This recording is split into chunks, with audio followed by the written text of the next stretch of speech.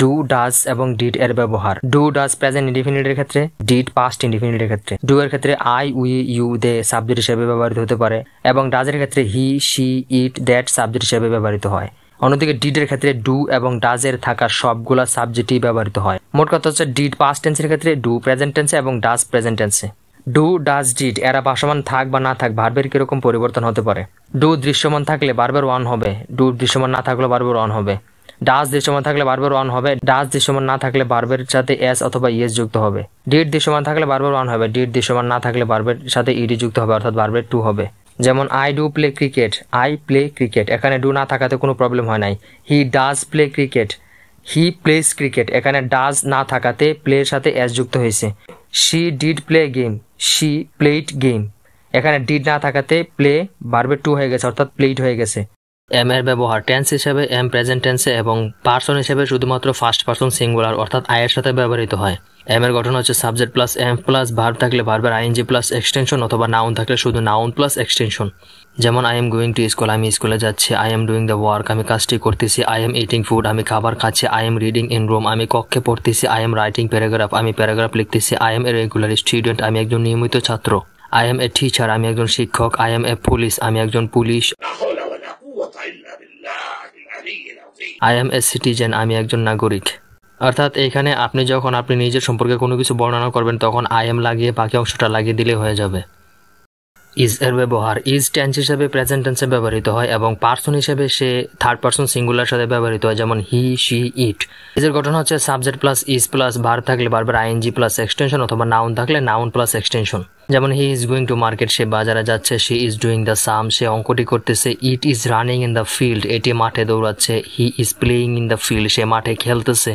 She is cooking in the kitchen, সে রান্নাঘরে রান্না করতেছে। He is a talented person, সে একজন মেধাবী ব্যক্তি। She is a regular student, সে একজন নিয়মিত ছাত্রী। It is a good robot, এটি একটি ভালো রোবট। He is a good teacher, সে একজন ভালো শিক্ষক। She is a good student, সে একজন ভালো ছাত্রী। অর্থাৎ আপনি থার্ড পার্সন সিঙ্গুলার সম্পর্কে অর্থাৎ আমি এবং তুমি ছাড়া বাকি যারা আছে তাদের মধ্যে সিঙ্গুলার ব্যক্তিদেরকে বর্ণনা করতে এই রুলটি ব্যবহার করতে পারেন। আর এর ব্যবহার, আর টেন্স হিসেবে প্রেজেন্ট টেন্সে ব্যবহৃত হয় এবং পার্সন হিসেবে উই, ইউ, দে তাদের সাথে ব্যবহৃত হতে পারে। আর এর গঠন হচ্ছে সাবজেক্ট প্লাস আর প্লাস ভার্ব থাকলে ভার্বের আইএনজি অথবা নাউন থাকলে শুধু নাউন প্লাস এক্সটেনশন। যেমন we are going to school, আমরা স্কুলে যাচ্ছি। দে আর ডুইং দ্য ওয়ার্ক, তারা কাজটি করতেছে। You R a good boy, তুমি একজন ভালো ছেলে। We are walking in the field, আমরা মাঠে হাঁটতেছি। They are running in the road, তারা রাস্তায় দৌড়াচ্ছে। You all are my good student, তোমরা সবাই আমার ভালো শিক্ষার্থী। You are my best friend, তুমি আমার সবচেয়ে ভালো বন্ধু। উই আর লার্নিং ইংলিশ, আমরা ইংরেজি শিখতেছি। দে আর প্লেয়িং ফুটবল, তারা ফুটবল খেলতেছে। এখানে মাত্র গুটি কয়েকটি বাক্য ব্যবহার করেছে, আপনি চাইলে ইচ্ছা মতো অনেক বাক্য ব্যবহার করতে পারেন। এগুলা থেকে নিজের মতো বাক্য বানাতে পারেন। এগুলা শুধু আপনাকে ধারণা দেওয়ার জন্য ভিডিও তৈরি করা। হ্যাভ এর ব্যবহার, হ্যাভ টেন্স হিসেবে প্রেজেন্ট টেন্সে ব্যবহৃত হয় এবং সাবজেক্ট হিসেবে পার্সন এর আই, উই, ইউ, দে ব্যবহৃত হতে পারে। হ্যাভ এর গঠন হচ্ছে সাবজেক্ট প্লাস হ্যাভ প্লাস ভার্বের থ্রি প্লাস এক্সটেনশন অথবা subject plus have plus noun plus extension. I have done the work, আমি কাজটি করেছি। We have completed the task, আমরা টাস্কটি সম্পন্ন করেছি। He have finished the sum, সে অঙ্কটি করে ফেলেছে। You have arrived in time, তুমি সময় মতো পৌঁছে গেছো। They have played in the field, তারা মাঠে খেলেছে। আই হ্যাভ এ বাইক, আমার একটি বাইক আছে। We have a beautiful garden, আমাদের একটি সুন্দর বাগান আছে। দে হ্যাভ মেনি পাওয়ার, তাদের অনেক ক্ষমতা আছে। উই হ্যাভ নো পাওয়ার, আমাদের কোনো ক্ষমতা নেই। এই ভিডিও শুধুমাত্র আপনাকে সাধারণ ধারণা দেওয়ার জন্য তৈরি করা। আপনি চাইলে এগুলো ছাড়াও আরো অন্যান্য সুন্দর সুন্দর বাক্য তৈরি করতে পারেন। শুধুমাত্র সাধারণ ধারণা নিয়ে আপনি বসে থাকবেন না, আপনি অবশ্যই চেষ্টা করবেন নিজে নিজে বেশি বেশি বাক্য তৈরি করার। হ্যাজ এর ব্যবহার, হ্যাজ টেন্স হিসেবে প্রেজেন্ট টেন্সে ব্যবহৃত হয় এবং সাবজেক্ট হিসেবে পার্সনের হি, শি, ইট অর্থাৎ থার্ড পার্সন সিঙ্গুলার সাথে ব্যবহৃত হতে পারে। হ্যাজ এর গঠন হচ্ছে সাবজেক্ট প্লাস হ্যাজ প্লাস ভার্বের থ্রি প্লাস এক্সটেনশন অথবা subject plus has plus noun plus extension. যেমন she has a beautiful garden, তার একটি সুন্দর বাগান আছে। Cat has caught another mouse, বিড়াল অন্য ইঁদুর ধরেছে। She has left for school, সে স্কুলের জন্য বেরিয়ে গেছে। হি হ্যাজ ভিজিটেড জাপান, সে জাপান গিয়েছে। Chat GPT has more ability, chat জিপিটির অনেক সক্ষমতা রয়েছে। হি হ্যাজ টু ক্যাটস, তার দুটি বিড়াল আছে। He has a big garden, তার একটি বড় বাগান আছে। এই ভিডিওটা একেবারে নর্মাল ভাবে তৈরি করা হয়েছে শুধুমাত্র আপনাকে সাধারণ ধারণা দেওয়ার জন্য। আপনি অবশ্যই হ্যাজ দিয়ে বিভিন্ন বাক্য বানানোর চেষ্টা করবেন এবং নিজের মনের ভাব থার্ড পার্সন সিঙ্গুলার উপর কিভাবে প্রয়োগ করা যায় তা চেষ্টা করবেন। হ্যাভ বিন এর ব্যবহার হ্যাভ বিন প্রেজেন্ট টেন্সে ব্যবহৃত হয় এবং সাবজেক্ট হিসাবে হ্যাভ বিনের সাথে আই, উই, ইউ, দে ব্যবহৃত হতে পারে। হ্যাভ বিনের গঠন হচ্ছে subject plus have been plus verb থাকলে ভার্বের আইএনজি প্লাস এক্সটেনশন অথবা নাউন থাকলে noun plus extension. Have been হচ্ছে সেই সব বাক্যের জন্য যেটা কিনা পূর্বে হয়েছিল এবং এখনো চলমান আছে, সেই সব ধরনের মনের ভাব আপনি প্রকাশ করতে হলে হ্যাভ বিন কে ব্যবহার করতে পারেন। যেমন I have been reading for 2 hours, আমি 2 ঘন্টা যাবত পড়তেছি। We have been walking since morning, আমরা সকাল থেকে হাঁটতেছি। You have been cooking for 30 minutes, তুমি 30 মিনিট যাবত রান্না করতেছো। They have been doing the work for 6 hours, তারা 6 ঘন্টা যাবত কাজটি করতেছে। I have been running since morning, আমি সকাল থেকে দৌড়াচ্ছি। We have been working for 2 hours, আমরা 2 ঘন্টা যাবত কাজ করতেছি। You have been writing for 1 hour, তুমি 1 ঘন্টা ধরে লিখতেছো। They have been swimming since noon, তারা দুপুর থেকে সাঁতার কাটতেছে। I have been learning since morning, আমি সকাল থেকে শিখতেছি। হ্যাজ বিন এর ব্যবহার হ্যাজ বিন প্রেজেন্ট টেন্সে ব্যবহৃত হয় এবং পারসন এর হি, শি, ইট সাবজেক্ট হিসেবে বসতে পারে। হ্যাজ বিন এর গঠন হচ্ছে subject plus has been plus ভার্বের আইএনজি প্লাস এক্সটেনশন অথবা subject plus has been plus noun plus extension. Third person সিঙ্গুলারে কোনো ঘটনা ঘটে গেছে এবং তার অস্তিত্ব কিছুটা বর্তমানে রয়েছে এরকম কিছু বোঝাতে হ্যাজ বিন ব্যবহৃত হয়।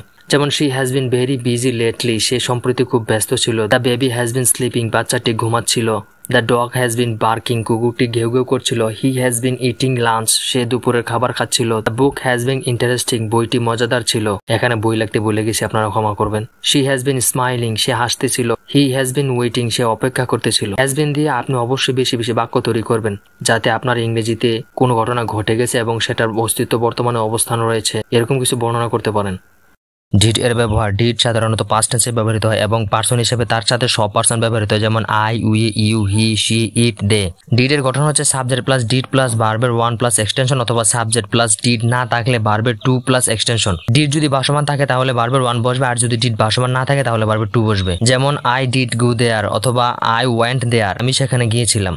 এখানে ডিড ভাসমান ছিল দেখে গু হয়েছে, ডিড ভাসমান নেই দেখে গু এর ভার্বে 2 ওয়েন্ট হয়েছে। আই ডিড ইট রাইস, আমি ভাত খেয়েছিলাম অথবা আই এট রাইস, আমি ভাত খেয়েছিলাম। দুটার উত্তরই এক। ডিড ভাসমান ছিল এজন্য ইট হয়েছে এবং ডিড ভাসমান ছিল না এজন্য ইটের পরিবর্তে ভার্বে 2 এট হয়েছে। একইভাবে দে ডিড প্লে ক্রিকেট অথবা দে প্লেড ক্রিকেট, তারা ক্রিকেট খেলেছিল।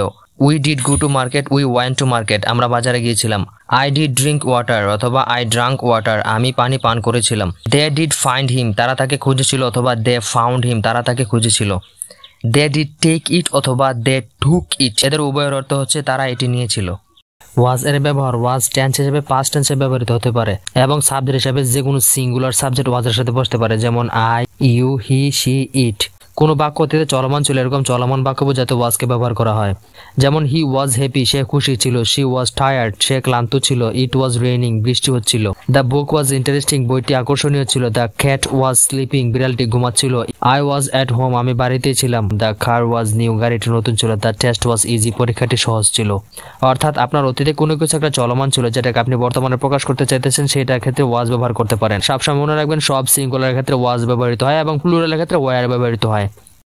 ওয়ার এর ব্যবহার ওয়ার সাধারণত পাস্ট টেন্সে ব্যবহৃত হয় এবং সাবজেক্ট হিসাবে প্লুরাল সাবজেক্টরা ওয়ারের সাথে ব্যবহৃত হয়, যেমন উই, ইউ, দে ইত্যাদি। ওয়ার এর গঠন প্রণালী হচ্ছে সাবজেক্ট প্লাস ওয়ার প্লাস ভার্বের আইএনজি প্লাস এক্সটেনশন অথবা নাউন প্লাস এক্সটেনশন। কোনো কিছু অতীতে চলমান ছিল এরকম মনের ভাব যদি ইংরেজিতে প্রকাশ করতে চান তাহলে ওয়ার ব্যবহার করতে পারেন। যেমন দে ওয়ার হ্যাপি, তারা খুশি ছিল। উই ওয়ার লেট, আমরা দেরি করেছিলাম। ইউ ওয়ার বিজি, তুমি ব্যস্ত ছিলে। দ্য ডগস ওয়ার বার্কিং, কুকুরগুলো ঘেউ ঘেউ করছিল। দ্য স্টুডেন্টস ওয়ার স্টাডিং, ছাত্রছাত্রীরা পড়াশোনা করছিল। দ্য লাইটস ওয়ার অন, বাতিগুলো জ্বলছিল। দ্য চিলড্রেন ওয়ার প্লেইং, শিশুরা খেলছিল। দ্য ট্রিস ওয়ার টল, গাছগুলো লম্বা ছিল। দ্য বার্ডস ওয়ার সিঙ্গিং, পাখিগুলো গান গাচ্ছিল। দ্য শুজ ওয়ার নিউ, জুতোগুলো নতুন ছিল। হেড এর ব্যবহার হেড সাধারণত পাস্ট টেন্সে ব্যবহৃত হয় এবং পার্সন হিসাবে সকল পার্সনের সাথে হেড ব্যবহার হতে পারে, যেমন I, we, you, he, she, it, they. Had এর গঠন হচ্ছে সাবজেক্ট প্লাস হেড প্লাস ভার্বের 3 থাকলে এক্সটেনশন অথবা subject plus had plus noun plus extension. আর হেড সাধারণত 2টি বাক্য নিয়ে গঠিত হয়, যার দ্বিতীয় বাক্যটি হবে পাস্ট ইনডেফিনিট অর্থাৎ সাবজেক্ট প্লাস ভার্বের 2। একটি ঘটনাকে কেন্দ্র করে আরেকটি ঘটনা ঘটেছিল এরকম মনের ভাব ইংরেজিতে প্রকাশ করতে হেড এর ব্যবহার হয়। যেমন I had done the work before you came, আমি কাজটি করেছিলাম তুমি আসার পূর্বে। The patient had died before the doctor came, ডাক্তার আসার পূর্বে রোগীটি মারা গেল। The patient had died after the doctor came, ডাক্তার আসার পরে রোগীটি মারা গেল। এখানে বিফোর তো আগে, আফটার তো পরে। She had completed the sum after leisure. সে অবসর সময়ের পরে অঙ্কটির সমাধান করেছে। He had arrived in the class after the bell rang. ঘন্টা বাজার পরে সে ক্লাসে পৌঁছেছিল। They had helped the boy after the accident. দুর্ঘটনার পর তারা ছেলেটিকে সাহায্য করেছিল।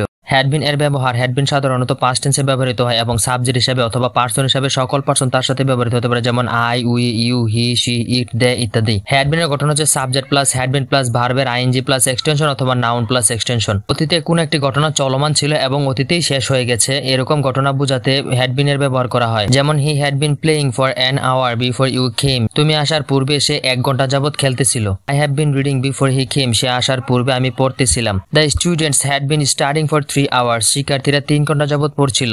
ইট had been raining for 2 hours. 2 ঘন্টা যাবত বৃষ্টি হচ্ছিল।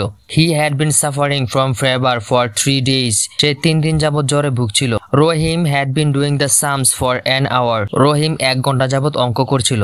আমরা অনেকে ইংরেজিতে বাক্য বানাতে পারি, কিন্তু have been, had been, has been এগুলা দিয়ে কিন্তু বাক্য খুব কমই বানাতে পারি এবং এগুলার ব্যবহারও খুব কমই বুঝি। অবশ্যই বিভিন্ন জায়গা থেকে এগুলো প্র্যাকটিস করবেন এবং নিজের উপর বাক্য প্রয়োগ করার চেষ্টা করবেন। উইল এর ব্যবহার উইল সাধারণত ফিউচার ইনডেফিনিট টেন্সে ব্যবহৃত হয় এবং সাবজেক্ট হিসেবে সকল সাবজেক্ট তার সাথে বসতে পারে। আপনি ভবিষ্যতে কোনো একটা কাজ করবেন এরকম কিছু বোঝাতে উইল ব্যবহার করা হয়। যেমন I will do the work, আমি কাজটি করব। আই উইল গো দেয়ার, আমি সেখানে যাব। I will run in the morning, আমি সকালে দৌড়াবো। You will cook the meal, তুমি খাবার রান্না করবে। They will clean the room, তারা কক্ষটি পরিষ্কার করবে। You will give me the pen, তুমি আমাকে কলমটি দিবে। We will read the story, আমরা গল্পটি পড়ব। He will meet you soon, সে শীঘ্রই তোমার সাথে দেখা করবে। শি উইল রেসপেক্ট ইউ, সে তোমাকে সম্মান করবে। ইট উইল ওয়ার্ক প্রপারলি, এটা যথাযথ কাজ করবে। আপনাকে সাধারণ ধারণা দেওয়ার জন্য এই বাক্যগুলো লেখা হয়েছে। আপনি অবশ্যই উইল দিয়ে বেশি বেশি করে প্র্যাকটিস করবেন যেন ভবিষ্যতে কোনো কিছু মনের বা প্রকাশ করতে ব্যবহার করতে পারেন। উইল বি এর ব্যবহার উইল বি সাধারণত ফিউচার কন্টিনিউয়াস টেন্সে ব্যবহৃত হয় এবং সাবজেক্ট হিসেবে তার সাথে সকল সাবজেক্ট ব্যবহার হতে পারে। উইল বি এর ঘটনা হচ্ছে subject plus will be plus verb থাকলে ভার্বের আইএনজি প্লাস এক্সটেনশন অথবা নাউন থাকলে নাউন প্লাস এক্সটেনশন। ভবিষ্যতে কোনো কিছু করব এবং সেটি চলমান থাকবে এরকম মনের ভাব ইংরেজিতে প্রকাশ করতে উইল বি এর ব্যবহার হয়। যেমন আই উইল বি হ্যাপি, আমি খুশি থাকবো। শি উইল বি হেয়ার, সে এখানে থাকবে। হি উইল বি বিজি, সে ব্যস্ত থাকবে। দে উইল বি রেডি, তারা প্রস্তুত থাকবে। উই উইল বি লেট, আমরা দেরি করব। The weather will be Sunny, আবহাওয়া রৌদ্রোজ্জ্বল হবে। ইউ উইল বি ফাইন, তুমি ভালো থাকবে। The book will be interesting, বইটি আকর্ষণীয় হবে। প্র্যাকটিস মেক্স পারফেক্ট, একটা কথা আছে। আপনি বেশি বেশি প্র্যাকটিস করলে ইনশাআল্লাহ ইংরেজিতে পারফেক্ট হতে পারবেন। কখনো হাল ছাড়বেন না, চেষ্টা চালিয়ে যাবেন।